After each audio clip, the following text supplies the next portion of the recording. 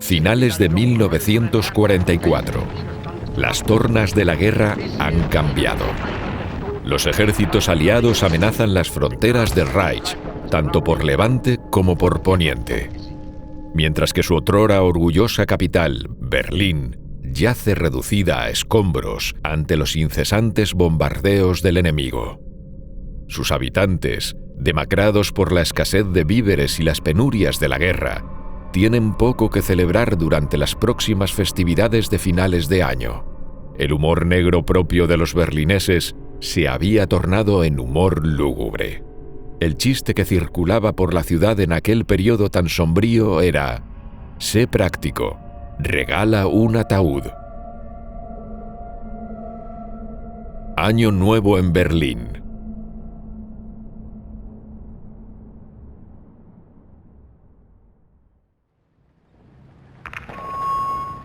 Alle 7 Sekunden stirbt ein deutscher Soldat. Stalingrad, Massengrab. El estado de ánimo de los alemanes había cambiado hacía exactamente 2 años. Poco antes de la Navidad de 1942, empezó a rumorearse que el sexto ejército del general Paulus había sido rodeado en el Volga por el Ejército Rojo. Al régimen nazi le resultó difícil admitir que la mayor formación de toda la Wehrmacht estaba condenada a ser aniquilada entre las ruinas de Stalingrado y en la helada estepa de los alrededores.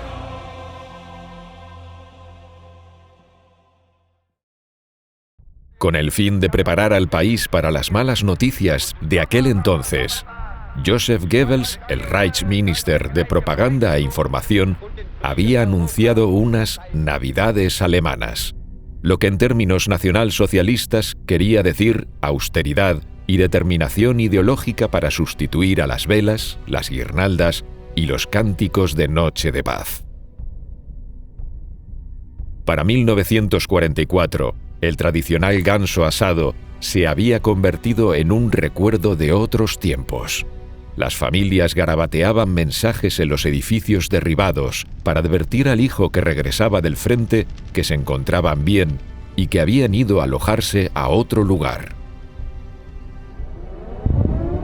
Los ataques aéreos en los que se turnaban británicos por la noche y estadounidenses durante el día eran tan frecuentes que los berlineses empezaron a notar que pasaban más tiempo en sótanos y refugios subterráneos que en sus propios lechos. La falta de sueño contribuía a la extraña combinación de histeria reprimida y fatalismo. Cada vez era menor el número de personas que parecía preocuparse porque los denunciasen a la Gestapo por derrotismo, tal como indica el aluvión de chistes surgidos por esas fechas. Se decía que las omnipresentes iniciales LSR de Luftschutzraum o refugio antiaéreo significaban Lern schnell Russisch, aprenda ruso enseguida. La construcción antiaérea más extensa de Berlín era la Torre del Zoo, una enorme fortaleza de hormigón armado de la era totalitaria con baterías antiaéreas en el techo y enormes refugios debajo, en el que se apiñaban multitudes de berlineses cuando sonaban las sirenas. La ciudad estaba dominada por una atmósfera de inminente derrumbamiento, tanto en las vidas personales como en lo referente a la existencia de la nación. Sus habitantes gastaban el dinero sin moderación, persuadidos de que no tardaría en perder todo su valor. Las reservas de agua escaseaban cuando los bombardeos alcanzaban la red de suministro, y los baños no tardaron en convertirse en lugares repugnantes, lo que suponía una verdadera aflicción para un pueblo tan preocupado por la higiene. Tampoco era extraño que las autoridades sellasen los aseos debido al elevado número de personas deprimidas que tras cerrar la puerta con pestillo, se suicidaban en su interior. Para una población de unos 3 millones de habitantes, Berlín no contaba con suficientes refugios, por lo que los existentes acostumbraban a estar abarrotados. A los 300.000 trabajadores extranjeros en Berlín identificables por una letra pintada en su ropa para indicar su país de origen, simplemente se les prohibió la entrada a los búnkeres y sótanos subterráneos. Esta medida constituía, en parte, una prolongación de la política nazi que tenía por fin evitar que se mezclasen de forma íntima con la raza alemana. La otra razón era la preocupación de las autoridades por salvar las vidas de los nacidos en Alemania. Un trabajador forzado, en particular un Ostarbeiter u obrero oriental, de los cuales la mayor parte procedía de Ucrania y Bielorrusia, se consideraba como algo reemplazable. Sin embargo, no eran pocos los trabajadores foráneos, tanto forzados como voluntarios, que disfrutaban de un grado mucho mayor de libertad que los desafortunados a los que se había recluido en campos de concentración. Además, sus ánimos se levantaban de forma considerable a medida que avanzaba el Ejército Rojo, en tanto que los de sus explotadores se hundían. Los berlineses sentían un miedo atávico y visceral ante el invasor eslavo del Este, terror que se tornaba en odio con gran facilidad.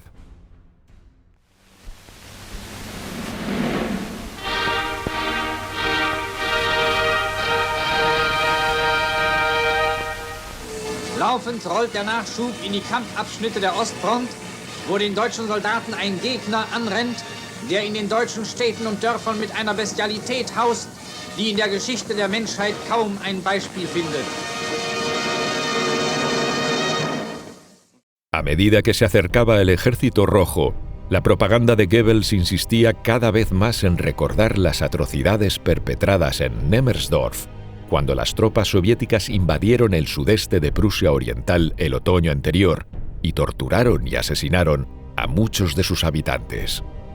Una carta escrita por una mujer a su esposo, recluido en un campo de prisioneros francés, pone de manifiesto la mentalidad de asedio que abatía a los ciudadanos y la disposición a creer en la propaganda del régimen. Tengo tanta fe depositada en nuestro destino que nada puede quebrantar una confianza nacida de nuestra larga historia, de nuestro glorioso pasado, como dice el Dr. Goebbels. Es imposible que las cosas salgan de otro modo.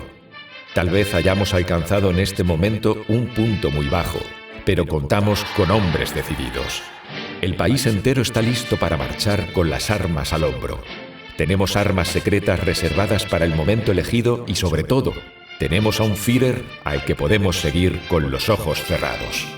No dejes que te derriben, por nada del mundo.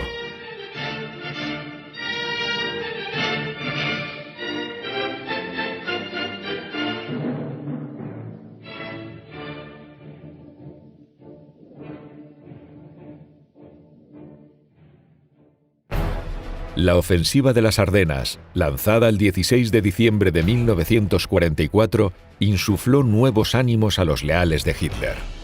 Las tornas habían cambiado por fin. La confianza en el Führer y en las Wunderwaffen, las armas prodigiosas como el V2, los hicieron cegarse ante la cruda realidad. Comenzaron a circular rumores de que el primer ejército estadounidense se había visto rodeado por completo y que sus miembros habían sido capturados merced al uso de un gas anestésico. París estaba a punto de ser reconquistada, se dijeron unos a otros con feroz regocijo. Pensaban que podían chantajear al mundo y vengarse por todo lo que había sufrido Alemania.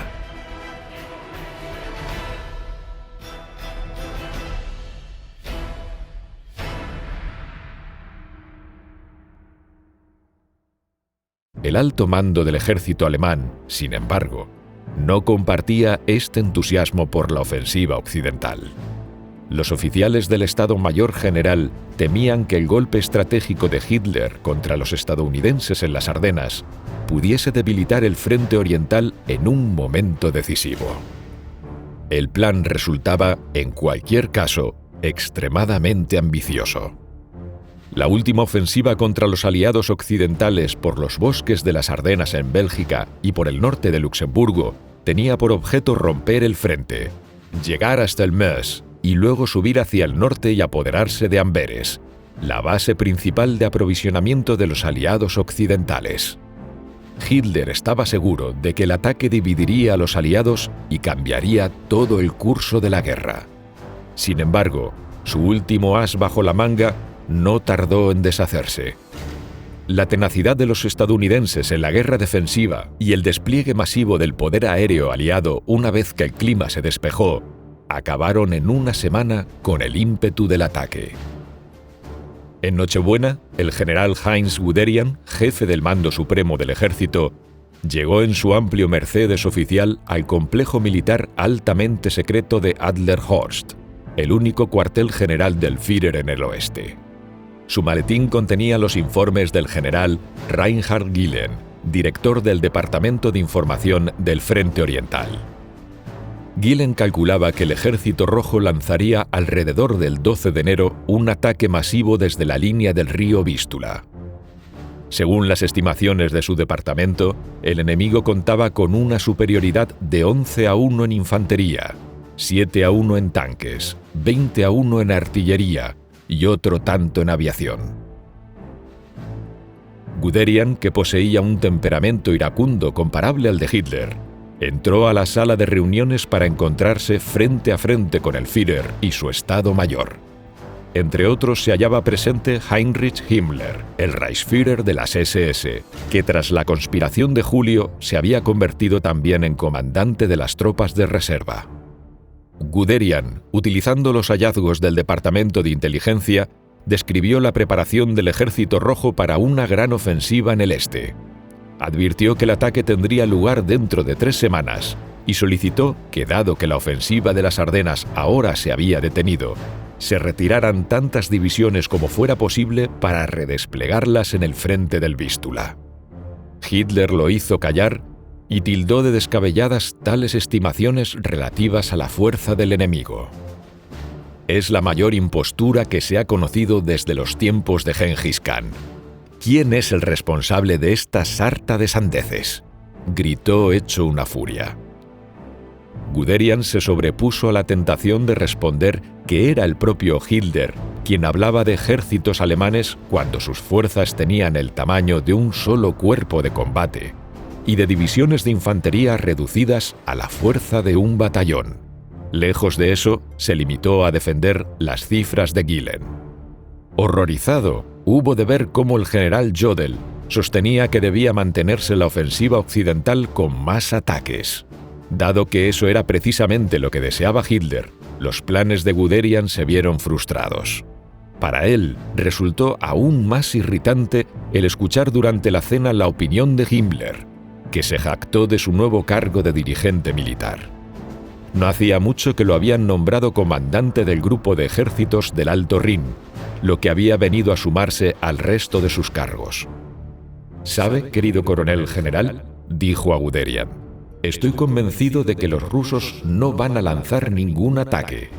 Todo eso no es más que un tremendo farol». A Guderian no le quedó otro remedio que regresar al cuartel general del V-Kommando des Krieges, en Sosen. Mientras tanto, las pérdidas se hacían cada vez mayores en Occidente. La ofensiva de las Ardenas y las operaciones auxiliares supusieron para Alemania la pérdida de 80.000 hombres. Asimismo, agotaron una proporción nada despreciable de las cada vez más mermadas reservas de combustible del país. Hitler se negó a aceptar que la batalla de las Ardenas se había tornado en el equivalente del Kaiserschlacht, el último gran ataque alemán de la Primera Guerra Mundial. De un modo obsesivo, rechazó cualquier paralelismo que pudiese hacerse con 1918. Para él, 1918 simbolizó solo la revolucionaria puñalada por la espalda que derribó al Kaiser y redujo a Alemania a una derrota humillante. «Jamás nos rendiremos. Tal vez sucumbamos, pero con nosotros caerá todo el mundo», afirmaba con vehemencia.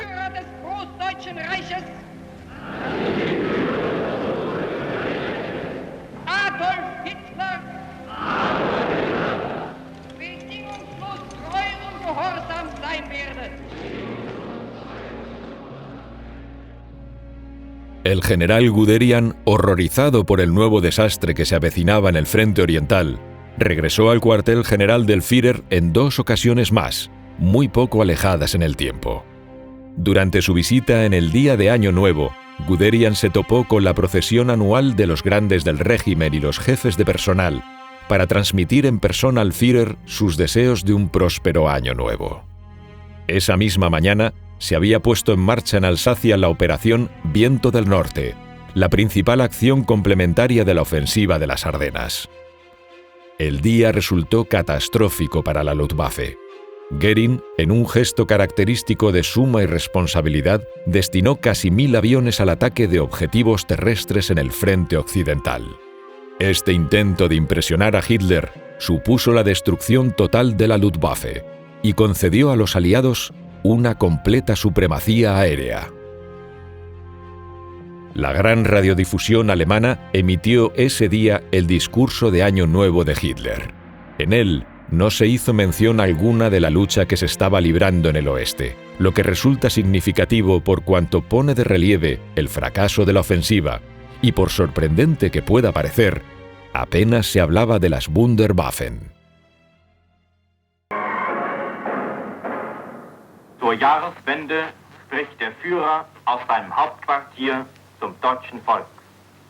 Deutsches Volk, Nationalsozialisten, Nationalsozialistinnen, meine Volksgenossen. Die Ereignisse der hinter uns liegenden 12 Monate haben mich gezwungen, meine ganze Aufmerksamkeit und Arbeitskraft der einzigen Aufgabe zu widmen, für die ich seit vielen Jahren lebe, dem Schicksalskampf meines Volkes.